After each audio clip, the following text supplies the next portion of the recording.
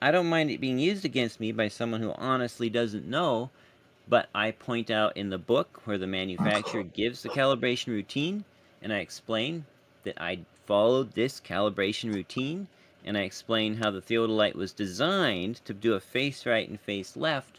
See, the physics Have of you the asked instrument him for the matters. calibration routine? Because I've asked him before and he's told me about it, but have you asked him about the calibration routine in general? I think I did, but it was on his when he was here, not on the recent clubhouse. I'm sure he'd be And happy to tell you. and there was a lot of other people trying to get in, so I'm not sure if he got a chance to actually answer it. Okay, well, until then, maybe we should hold back on, like, accusations that you didn't do it right, you know? Well, but when he's got two instruments that are mechanically functionally the same in that they have a physical dial attached to a physical telescope, and they're giving vastly contradicting results. We know one of them isn't calibrated, right? Yeah, we don't know which one. We'd have to do more tests to see, but still, I think that you should hold off on the claims until you get to talk to him about it, you know, like on the calibration stuff. This is actually making me think of when the main surveyor had two instruments set up and the horizontal was at different points. I will definitely try to. I don't know what to do. I mean, I've emailed him and he doesn't respond.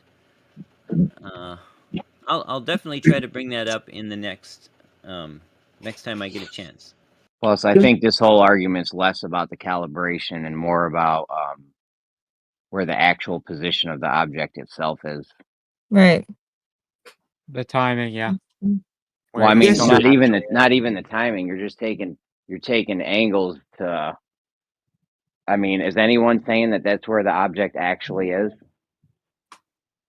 Well, John? he's claiming that his David White 8300 transit level is giving him the angle to where the object actually is. So he's doing the same thing the Globers are doing. Then they're claiming that that's where it is, and then he's trying to do geometry with it. Exactly. Well, You I mean, guys, if he wants to if play you your have, game, if you have time, I've come to a huge revelation today. Hey, Dan, how's it going? Good. I've really solved something that's been a big problem for us for a no, long not time. us. Who? You problem No, for I haven't you. had no problems. I'm smooth Okay. sailing. Have you ever said, and I'm talking in Jesse, reference to can I ask you a question? the words we see too far? Have I ever said the words we see too far? Yeah. Because that's what I have the answer to. When you guys are ready, let me know. Is it refraction? No, but you are clever. As a matter of fact, the closing statement in my video is have fun with your refraction. So the simplicity of it is when they show atmospheric lensing, they've been showing it, Rob Skiba and Melodome have been showing it through a magnifying glass. To put this simply and to shorten this, we didn't magnify the math. If you're magnifying the image, you got to magnify the math. That's what happened. So I could make that more complicated, but that's where the math breaks down in our analysis because it's being magnified as well as distorted and refracted. It's magnified. Therefore, your mathematics in ratio would have to be magnified, which they are, which is why we see too far for an actual reason. Maybe not because it's flat. There's a big revelation, guys. It's not just refraction. It's the magnification of the math as well as the And the image. refraction. Yeah, The but more important, magnification, distortion, and the refraction? refractions and offset of the geometry. So as I put in here, you can deal with the conditions and the geometry, but in the end, you got to scale it up in ratio based on how much magnification is going on. But we haven't considered that because there's no formula for it. Boom. Yeah, I'd like to That's get why into we that see with so you in far. terms of the refraction, like, and what if it would actually cause a dipping or a rising. Well, all that Maybe shit's about another day. refraction. This is not about refraction. This is about why the math, when you offset it and add refraction, still doesn't match what the flat earthers would expect. So why we still have an argument is because, hey, your math is no fucking good. Well, there's a reason why the math is no good. You'd have to magnify it in scale. Do you have Boom. an example? Boom. Guys, boom. Do you have an example of this that we could reference? Of Uh, magnifying the math? yeah, do you remember the old Rob Skiba video? No. I never watched any Rob Skiba videos. Do you know those little square magnifier readers that your grandmother might have had if she was doing a crossword puzzle? A Freynovans. square piece of plastic. It's not just a lens, which we were using it as a demo. It's also a magnification.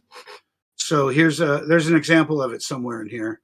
And Rob Skiba famously did it on his table, proving why you can sometimes see over a ball is because the distortion is extending your view, particularly the shape of that lens. But in top of refraction, on top of angles, on top of conditions, imagine distorting it with magnification and not distorting your mathematics. But the Boom. theodolites use magnification too, so would we have to magnify their math? There's only their math. There is no other math. There's only their math. Yeah, would we have to magnify their math? Yeah, and nobody does because it's not really calculatable in exact form because it would be Did you hear scale. that, Jesse?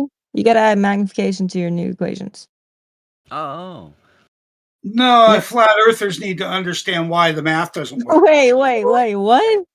Flat No, it earthers would need apply to to that understand too. why the Hold C up too now. far exceeds the expectation of the math. Oh yeah, and then speaking of which, speaking of the math issues, J.A. was saying that we should be using spherical geometry when we do the theodolite mathematical equations, and I said, okay, I'll let the Globers know that. So I'm letting you know that he said that. I'm on to There's something. another issue with the math. This We is a got big 2 one. issues with the math. We got to start accounting for in the readings. There's a big overlook on our part. You got to magnify the math in the theodolite readings and use spherical geometry according to the Globers. And your conditions create for distortions and refractions too. Are you taking note, Jesse? We got to add this to the spreadsheet. What are we adding exactly? Magnification of the... Sorry. Yeah, why the flat earthers see too far? Why? Magnification of the equations. There's a reason. I don't even know how you do that, but How do I I'm write sorry. that? I don't know. I was asking him to give an example.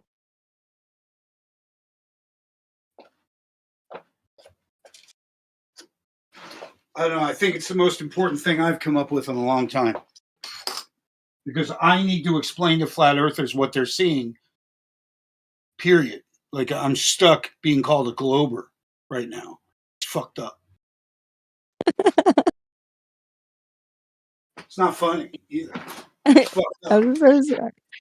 That's funny.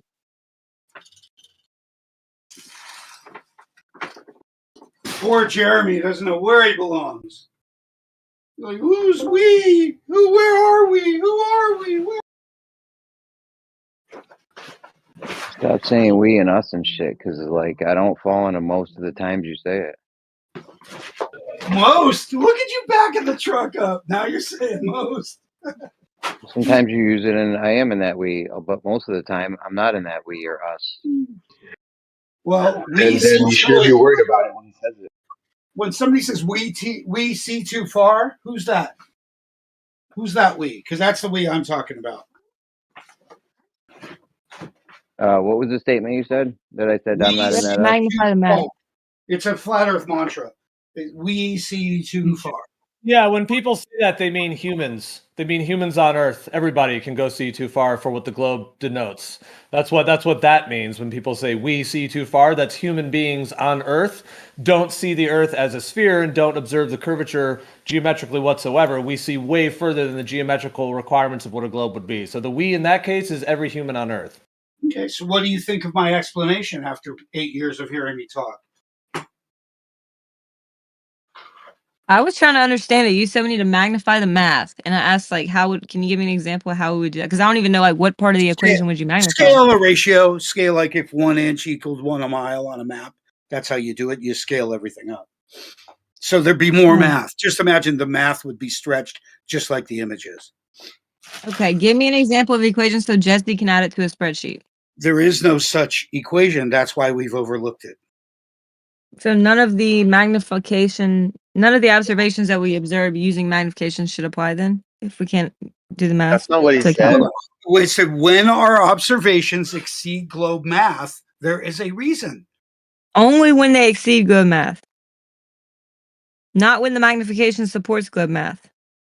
There is no. I don't know what you mean by that. I think Like, you're should caught we up in apply the it to both semantics. sides? So I think you're if caught up in the anything that we're semantics. viewing is no, I'm trying to understand your position. I'm actually Okay, hearing you well, out. we've been aware of magnification, but we've never used it in a calculation. Okay. Think about what I So just said. whenever we I've never said that. whenever I've human never beings, said it before, so I need it to be analyzed. We've never Okay. used magnification in a calculation. I see what you're saying, All right. and I'm asking, would we apply that to measurements that we have gotten, human beings have gotten using any sort of magnification? Well, So if first we, you got to deal with angles and heights and distances. right? Then conditions. Okay, And then we thought we had it covered. and then then we- magnification. Well, but we wouldn't. There was no way we went there. Even if we were aware of it, we didn't use it in terms of a calculation or an explanation. Well, We just. tell us where we put it in the calculation, and we'll add it to the spreadsheet. I don't know anything about that. It's not. I don't think it's physically calculatable. It's possibly scalable depending on your measurement of the lensing. In other words, how thick are these clouds? How thick is your piece of plastic? So how can we add it Taylor, to I'll the tell you math? how to. Taylor, I'll tell How you do we how to use magnify it. the math if you don't know how to add Right it to here. an equation? In ratio, Oh, in yeah. scale. I'm an idiot and I can answer your questions. Okay, give me a new Playing a equation. flat Earth game with you, Dan. Give I me a new know. equation It's where I add perfect. the magnification You for ratio and automatically scale. resort This is the most important shit I've figured out ever. Okay. Then send me a new equation and we'll add it to it. Good luck. Where you add the scale. Where do I put the scale? When I in the think of a equation? challenge for you, I'll let you know. All right, well, Dan, here's the thing. I've been listening to what you're saying. So, could you give an example if you feel like you have something that you want to present? Could you give an example of we see too far, doesn't fit the globe, and then insert what Dan just did today, so we can all clearly see it. Could you please show an example to denote what you're claiming you're coming with today? I posted links. I'm not sure what you mean. If you want me to demonstrate something I can't demonstrate right now, I can explain it. You do remember the Rob Skiba thing, right? With the little square magnifier? I remember. As a demonstration of lensing. Jesse, chime in. The problem with that was that it wasn't an even lens. It had a top and a bottom and a middle, and it showed distortion due to that. Correcto? Yeah, If you went to the top, it did one thing. If you went to the middle, it did another. exactly. Boo! But it still demonstrated the theory of atmospheric lensing, most certainly. Melodome, which I put a link here, just replicated it. And he had a thumbtack on the back of a ball. And damned if you couldn't see it if you looked through one of these lenses. Right? So he's proving atmospheric lensing and the bending of light, what we call refraction. All of a sudden, I'm thinking, well, no shit, whatever. And all of a sudden I go, well, so why are we so damned sure that we're seeing too far? And I said, well, that would be the math. And I go, whoa. The image is being magnified, but the math isn't. It's not being scaled up. It's not to ratio any longer. So I think that's why our vision, our view, even our measurements and observations as flat earthers haven't matched global math, because I think we've overlooked something that's yet in equation. Yet it's clearly happening. We're clearly seeing too far. We just haven't explained it. Dan, so are you suggesting water bends? No, I haven't seen evidence of that. And I didn't say anything about that. We were saying light bends is what we were talking about.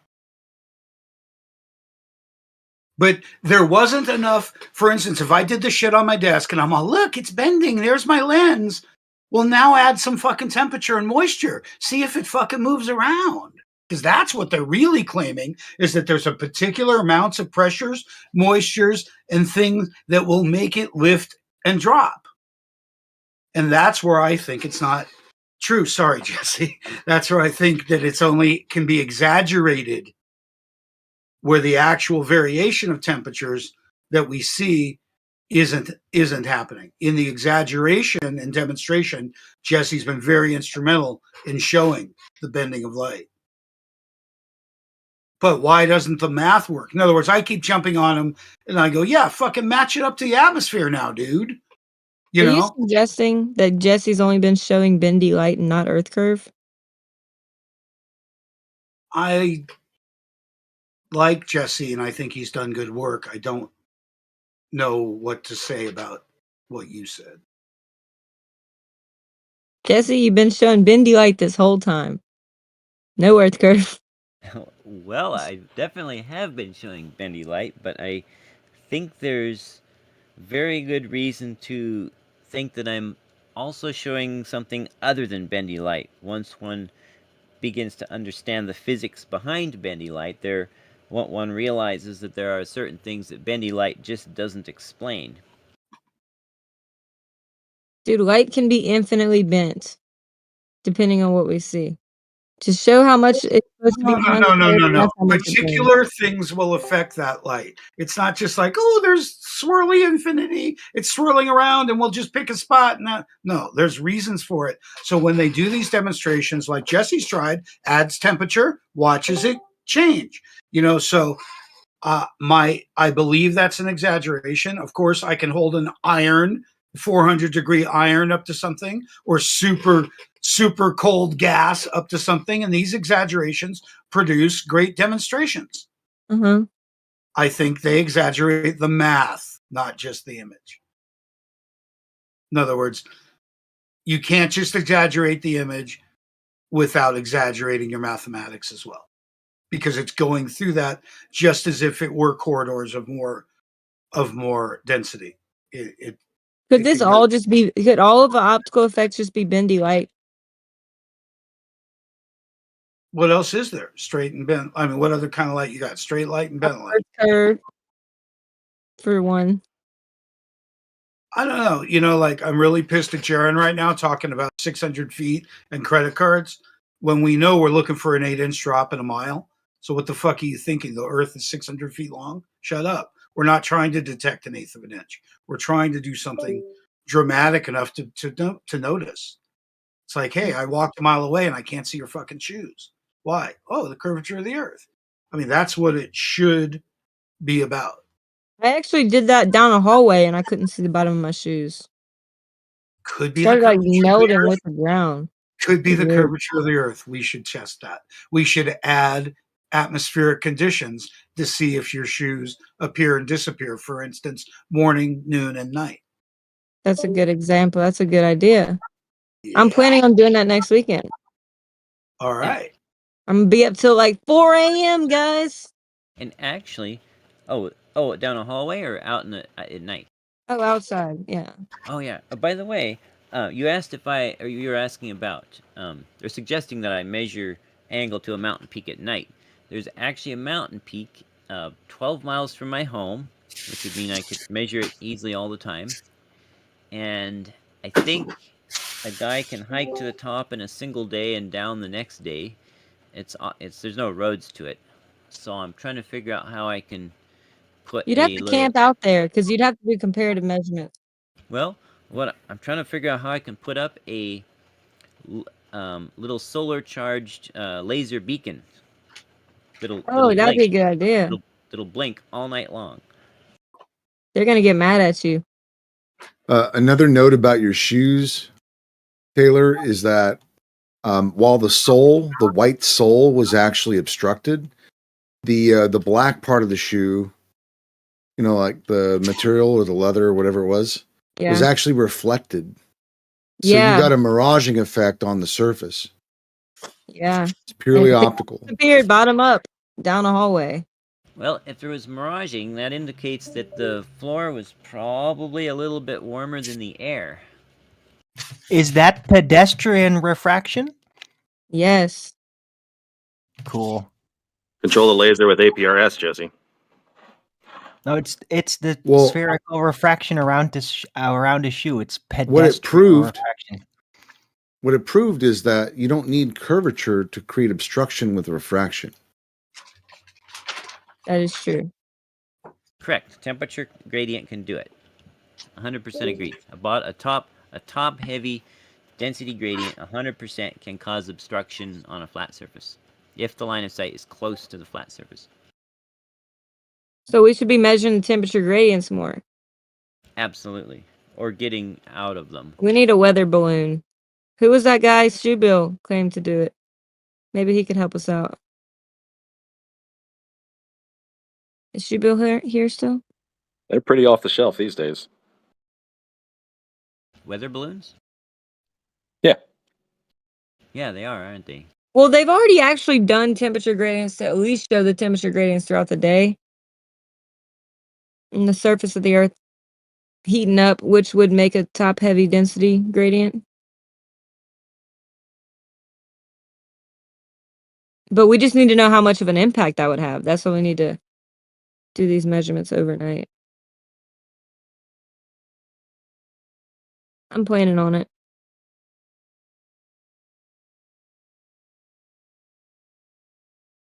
Mhm. I'm also waiting on JH right now, so I don't know when he's coming, but Riggs, did you see my video? You have a video? Yeah, it's a brand new fucking explanation of what's up with flat Earth. Why we see too far. I've heard you say it. I don't know. I guess I got to watch the video. Well, do you remember the old Rob Skiba thing? Yeah.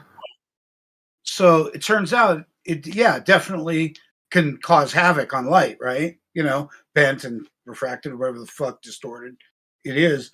But I think we forgot magnified as well. And in that magnification, I think you would have to literally magnify the math that we would use for refraction. Explaining why they're getting ridiculous amounts of refraction that exceed atmospheric conditions.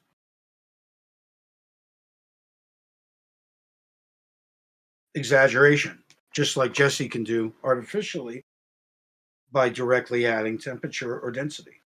And I've also done it by simply going out on a hot day with calm air over cold water. I was actually able to see over the top edge of a metal sign that was 2 inches above the top edge of my telescope lens. No, you're a glober. You're lying. Ah. See? I've been looking for that answer all my life. And I don't need to look because you're lying.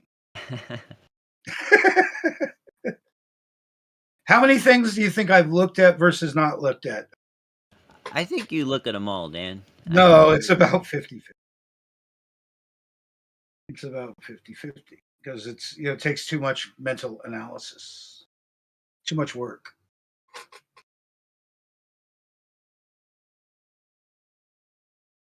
Anyway, I'm real proud of myself today. Good job, Dan. Well, how else are we going to explain some of the things we've been wrong about? Because in this case, we were right, flat earthers. In this case, we were right, but there's a reason why we see too far. Yes, we're seeing too far, but I believe we're going to find a breakdown in our calculations that never included the magnification we might expect. That's just my guess. I mean, just trying to sort it out because I'm trying to figure out, hey, man, that's bottom line is, hey, we fucking see too far. Look at the math. So now I go, well, the math seems right. So are we really seeing a clean image? Well, they go, no, it's bending. It's distorting. It's refracting. It's total, all these things. But I think we forgot it's magnifying, and that would affect the math. It would just literally increase it by the degree of magnification. Huh. I know. Where's Jace coming? Have you talked to him, Gio? Can I head out or can I come back? Well, I think he said in the text chat earlier, he said that he would be here in an hour or two.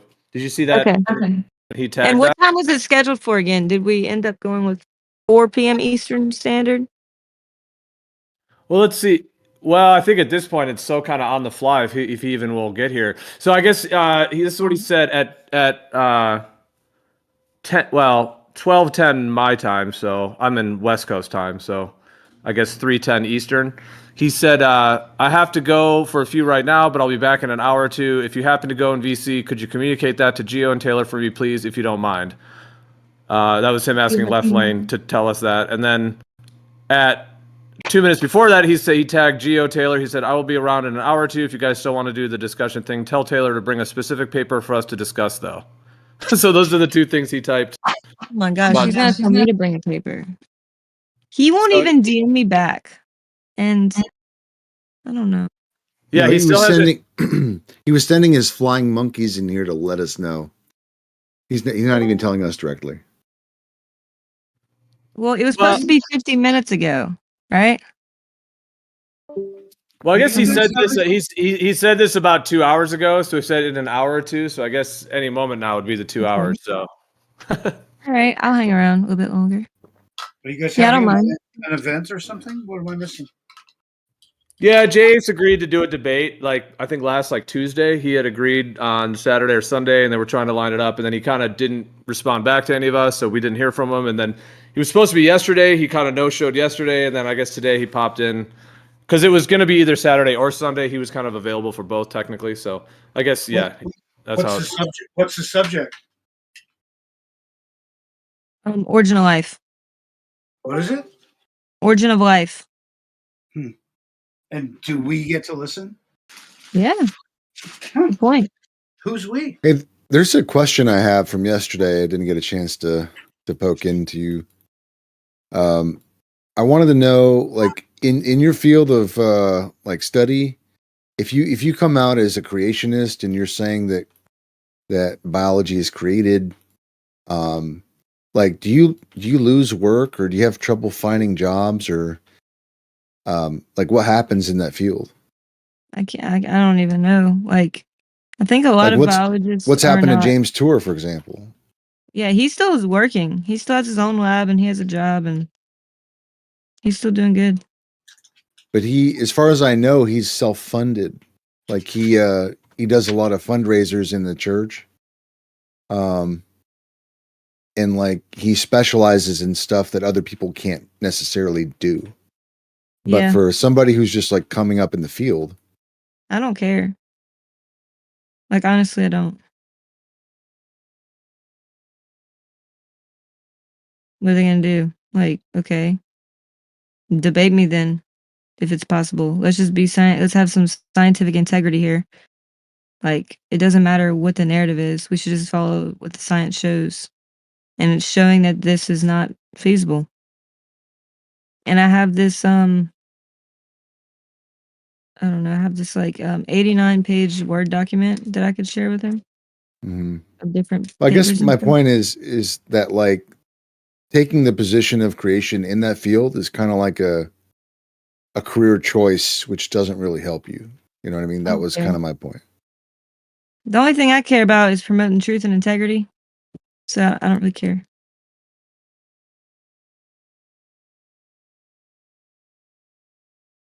Well, it was my rebuttal against some point about how, like, well, all of science is for evolution, all of science is for truth, blah blah blah. I'm like, well, if you come out with a different opinion, you kind of lose your ability to do science in a way, and that's what I was trying to highlight.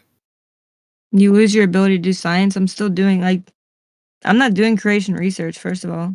I'm doing normal research. You can have whatever beliefs you want as long as you do your own research with integrity. Your personal beliefs shouldn't affect that. Like, it shouldn't affect your ability to work. And do your job. So you don't think any kind of you'd have any limit in advancement or anything like that?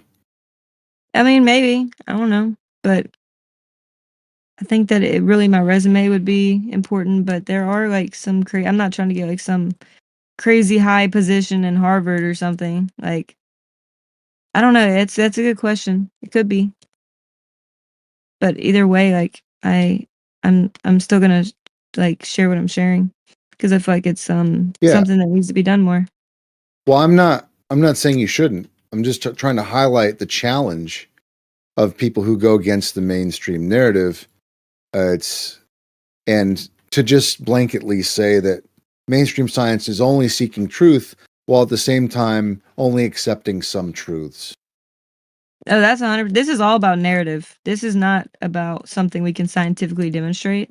This is all about, well, you can look at things two different ways.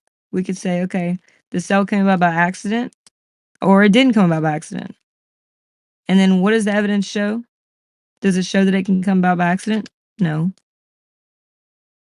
So that's a narrative. If you're gonna like say that that's the case and that like that's some definitive thing that we had to be an accident, but you can't demonstrate it. That's just pseudoscience.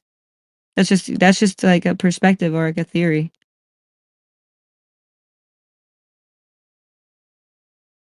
that doesn't have evidence. By the way,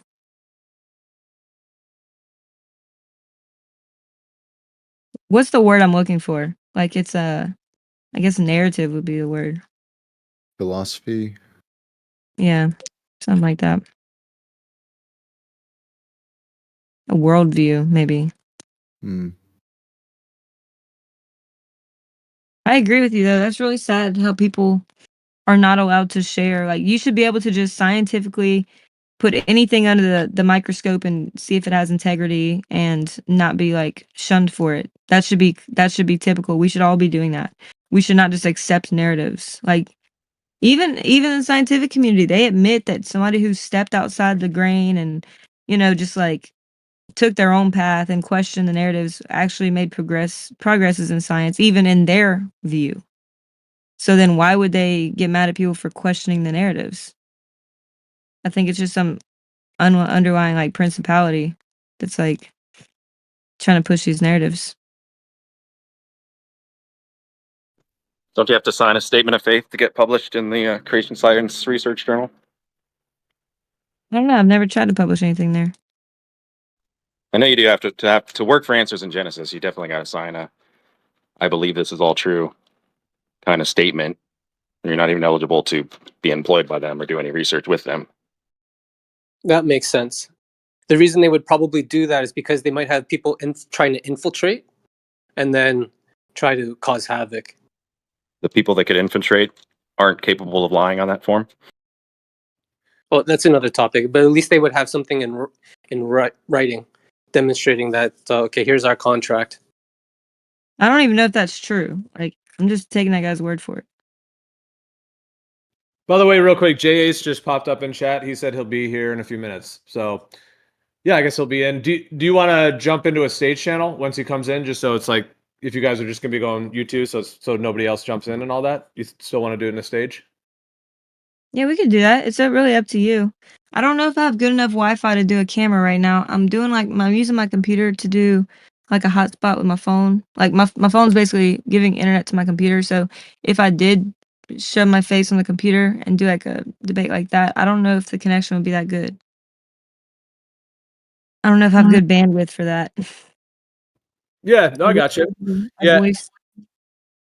yeah, and I don't know, like it's kind of cool if both people are on camera. And I don't know if Jace has ever been on camera that I'm aware of, so I'm not sure Maybe why will. don't you ask him first if he wants to be on camera or not? If not, it's cool because I think that my internet might also be too slow for that. Yeah, well, either way, we can ask him. I've just never seen him on camera, so I kind of doubt he will. He might not. I've just never seen him on cam before, but well, either way though, the stage channel, whether you do the camera or not, it's just if it's just gonna be you two, it's just kind of helpful because some like when people think it's open panel, they pop in and then they might jump in right in the middle, kind of a thing. So the stage channel is just good in that way that it'll just be really clean audio and like no hot mics and stuff like that. So. It's kind of better in that way. And it's not hard to move everyone. It just takes a quick second. But I just wanted to ask if that was the plan when he jumps in, just so we can be ready to move everyone real quick.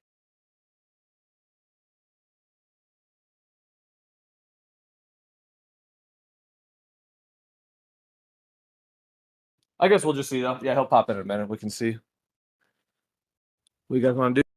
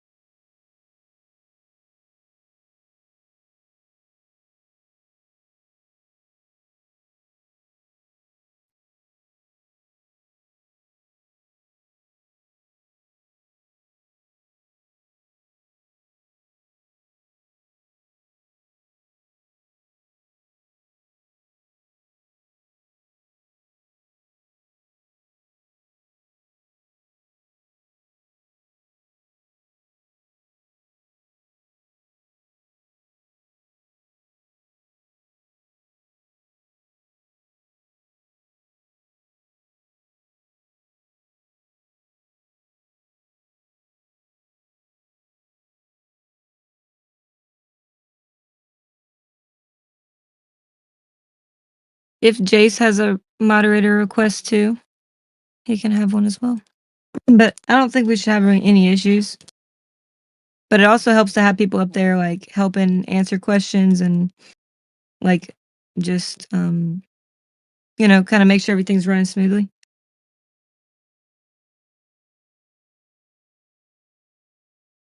Yeah, for sure.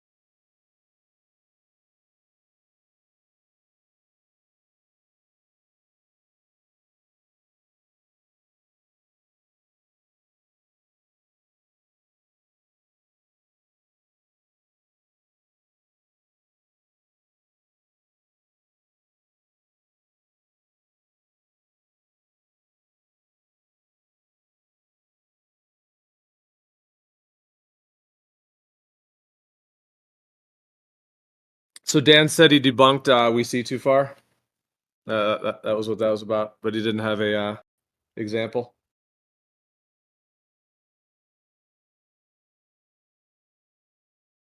My take on what he was saying was basically that when people try to apply the math of either a zero refraction globe or a standard refracted globe, but apply it to conditions close to the surface of water where they're anything but standard or refractionless, then that's why we think we see too far. Or something like that.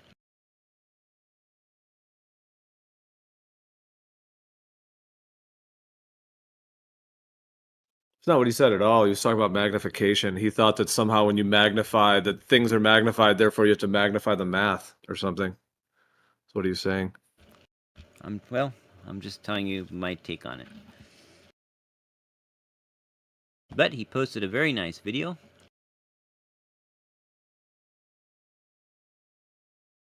At 29 past the hour. The last hour. So anyone can check it out. Yo, would you say by your observations and everything, the Earth seems to be a globe?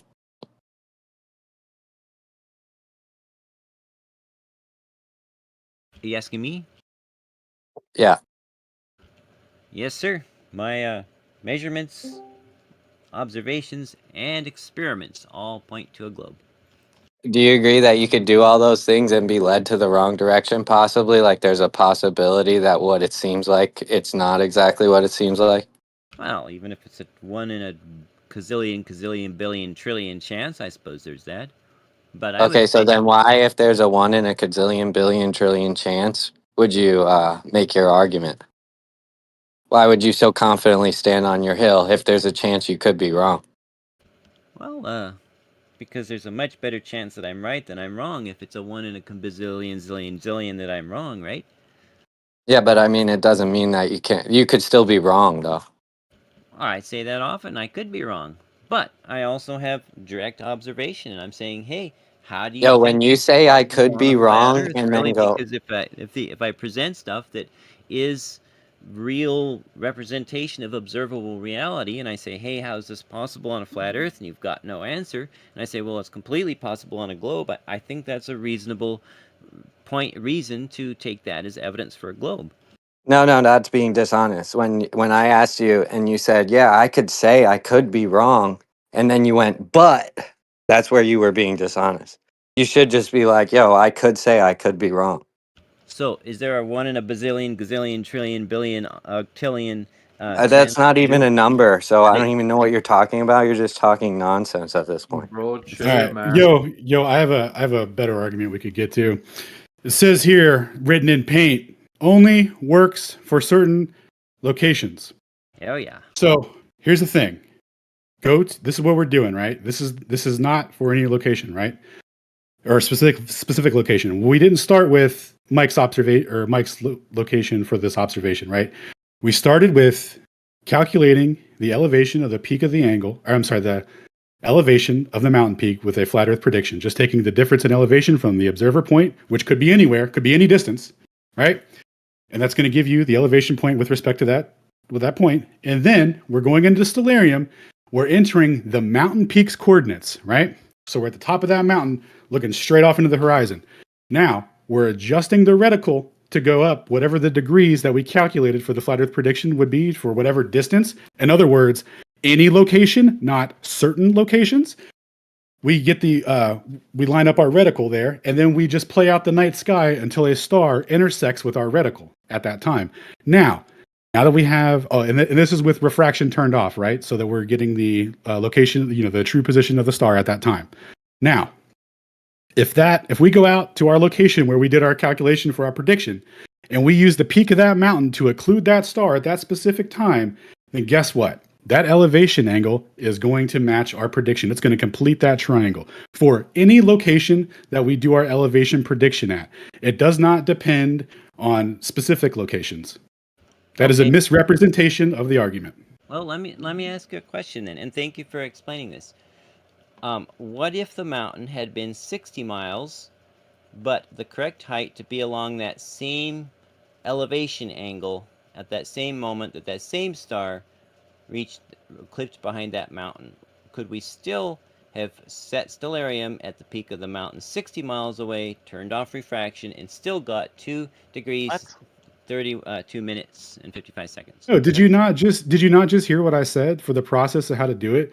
You take your observation point, however far away you are, any location, doesn't matter. So if you're 60 miles away, you're going to have a different elevation angle calculation. Now, when you go into stellarium and use that new elevation angle prediction, you can get the star timing that's going to intersect at that point, and you could do the same thing again to represent the same angle. That is what you would have to argue is a magic cosmical coincidence, or lie to everyone right now and put up a graphic that says only works for certain locations, and then go over the same argument that I just laid out as if I didn't explain it to you. So you need to get, if you're not going to understand the celestial theodolite, you should stop sharing and talking about it. Well, help me understand. Well, we could do that We could do that later. You just don't straw man the argument, Jesse. And Jace is here, and Taylor is here. Alan, let's. No, awesome. Yeah. We'll let them get to that. But just to be clear, everyone, the prediction you make is relevant to your location. Then you do the same thing at stellarium, match that angle, and then if that angle matches the occlusion, if the star gets occluded at that time relative to your position, you observe it getting occluded, then geometrically, the only way that could work is if that elevation angle of that peak that you calculated for the flat Earth prediction is true, and it's physically there to block it at that time. All right, I rest my case. We'll come back to that in a little bit. Taylor and Jace are going to have a little discussion on evolution and abiogenesis, I think. Sorry, will we grant Jesse a response to what you just said? Nah, we're good. Now you straw manning it, bro. You guys always get the last word every time. You guys get the last word every time. No, that's a fair point. Jesse, you have 30 seconds. Go ahead. Okay, thank you. So I was talking about the Globers always get the last word every time the Globers. I think we're good. I think we're good. I know, but it's still he should still. It's fine. Just 30 Well, seconds. Taylor and Jesse. Jace have been waiting a while, so Yeah, that would be. It's only fair that Taylor and Jace go and Jesse gets shut down. He already got you. You explained it. What about He's 10 done. seconds for Jesse? 10 nah, seconds. I don't think so. I don't. He probably couldn't even All right, open his fine. mic Just that let quick. Jesse go. Just let him Okay. go. Just don't start with what if. Go ahead, Well, Jesse Go ahead, Jesse. Lucifer. well, if there was a mountain at 60 miles and at an elevation to have the same predicted 2 degrees 31 minutes, then the method of putting stellarium on that mountain would not give 2 degrees 31 minutes. No shit, it's a different mountain. All right. Yep. Let's go ahead and let Alan respond for. Let's No, go ahead no. and let Alan have a Be 5-minute response, no. and then no one can Be talk. no. You're good. Beast covered it already. That's not our. That's Yeah, literally a no, misuse of the application. So different anyway, mountain. Jace and Taylor, you guys have the floor. Thank you for the Wait, who patiently waiting. wanted? I Who wanted apologize. him to? Who wanted him to have that Guys, 30 seconds so he could just repeat what he said before? Like, come. That's okay. That's all right. one second. This isn't additional commentary time to repeat. We're moving on with the conversation now. Tora, thank you.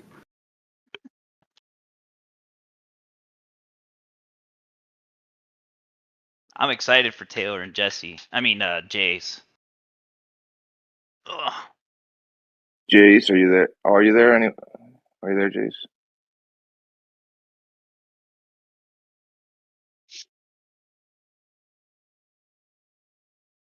Speaking of walking the dog, Taylor, are you ready? Yeah. I stayed out pretty late last night for an event with the med school, so I am making it by. Think it'll be just fine. Not sure if J Ace is ready or not. Jace, are you here, buddy?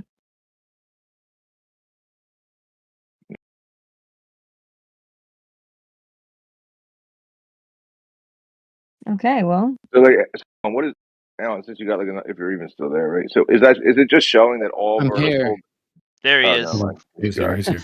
My mic. I don't know why it wasn't letting me talk, but just give me like a minute or two, wrap up whatever you guys were saying, and I'll be right back. No problem. I was saying it just to fill air. But... Well, to fill air, Taylor. Yep. What were the requirements for this debate? None. It's a conversation / debate, I guess. I have been trying to like DM Jace about a couple things to share some content. I've never heard back from him, so I guess it's really chill. You know. Well, what about the paper? What is it specifically you're going to bring up? I know the grand topic, but is there like We're something in gonna it? talk about the feasibility of accidental origin life. So just the general topic? Just the general topic, because he's talked about it a lot in here, and so I was told about him, and Galatrax sent me like 40 papers that he's posted about the topic, so obviously he knows quite well about it. And I feel like, yeah, Let's I use mean, so those. Jace has been discussing abiogenesis for a while now. I mean, Galatrax sent me a whole list of links that he's posted, so I I went did. through 27 pages of papers, and I think I missed some. Yeah, so he has no shortage of knowledge on this topic. He's a biochemist. He knows and works in affiliation with original life researchers, so this would be a perfect representation for their opponent, for the opponent side of accidental original life. So I think it'll be a good conversation. We got news yesterday. Maybe we can ask him later. Apparently, Jace is working on DNA.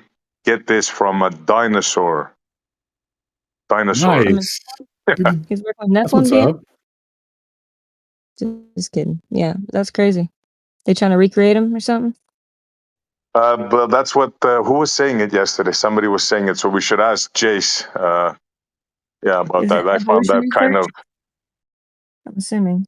I think it was Kosho saying that Jace's friend had found DNA in soft tissue, and he might win a Nobel Prize for it or something. Exactly. Soft tissue. Dinosaur soft tissue. Yeah, correct. Wow. That's amazing. So that would be like a I mean, I've heard of the dinosaur soft tissue disproving like the age of them. Yeah, that would definitely disprove if they found like a soft tissue from a what is it, a few billion years old. Yeah, that would definitely render that thing. Does Dinosaurs were billions anybody of years old subscribe at to all. Science Direct? Hey, while you guys are debating, I need a paper.